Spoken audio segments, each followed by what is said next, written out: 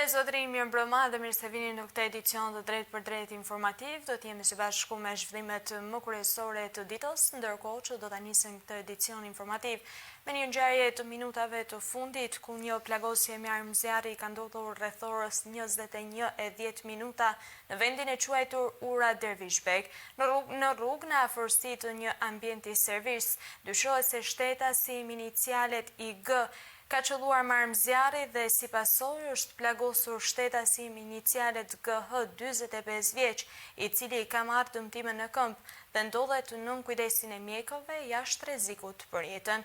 Shërbimet e policisë kanë shkuar me njëherë në vend ngjarje dhe janë vënë në ndjekje të autorit. Ndërkaq, grupi hetimor në drejtimin e prokurorisë vijon punën për zbardhjen e rrethanave të ngjarjes.